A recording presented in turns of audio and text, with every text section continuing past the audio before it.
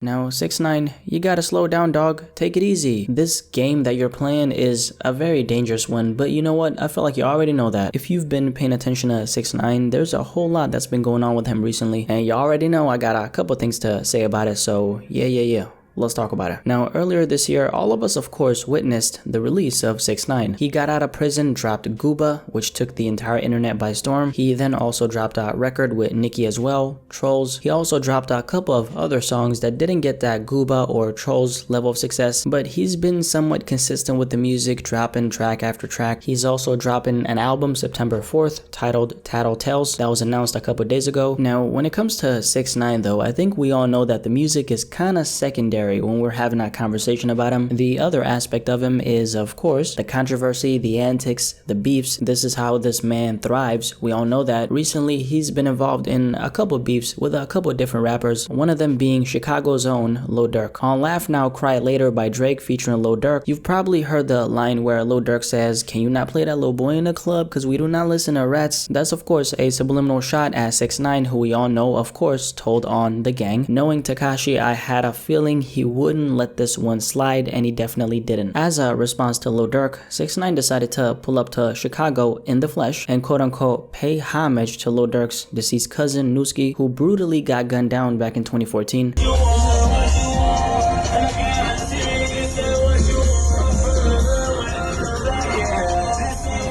If you still can't tell, this is not 6ix9ine paying his, quote-unquote homage to Durk's cousin. This is, of course, his way of very disrespectfully responding back to Lil Durk. According to a lot of news outlets like XXL, this is the place where Durk's cousin got his life taken away. From doing a little bit of research, I don't think it's the exact spot though, but it's a parking lot, which is, where he got gunned down, so it's definitely in the area. Regardless of that, as you can see, 6ix9ine brought flowers. He also started kneeling and played Lil Durk's music while he was doing this as a way to, fully just get back at him. It goes without saying, but obviously this is way too far, man. Just way too far. Anyway, I'll expand on this later since there's more to talk about. Right before this little back and forth with Lil Durk, Lil Reese went up against him, calling him out for pulling up to Chicago. That then led to 6ix9ine making fun of Lil Reese by creating a skit kind of mocking Lil Reese, and that video slash skit was a recreation of a situation Lil Reese was the victim of last year. The situation I'm talking about is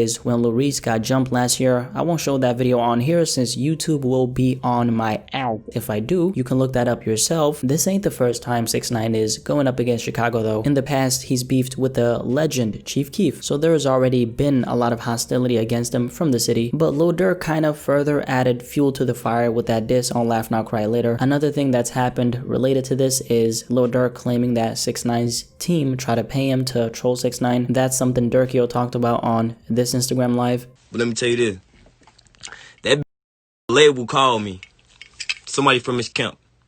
I ain't gonna say his label. Somebody from his camp called somebody from my camp, talking about they'd give me $3 million to keep trolling with this, right? Lil TJ also said the same thing happened to him, which is something I don't doubt for a second. Now 3 million definitely seems excessive. I don't think that number is entirely accurate, but someone from 6ix9ine's team paying another rapper to keep beefing with him, that's definitely not too far-fetched at all. For obvious reasons, we're talking about Tekashi here. On top of all the beefs he's been involved in, 6ix9ine has actually been moving freely, but also very militant at the same time. And I say that because he's obviously been rolling around with heavy security, just like he should if he's trying to see another day. But he's been spotted in public just living his life, of course surrounded by a bunch of security, because him moving alone would be asking for someone to mess him up bad. But he's been living his life and isn't too worried about anyone getting to him. Well, I'm out here comfortable. I eat where I want to eat. I do what I want to do. The bum ass shit I do every day, I do this shit.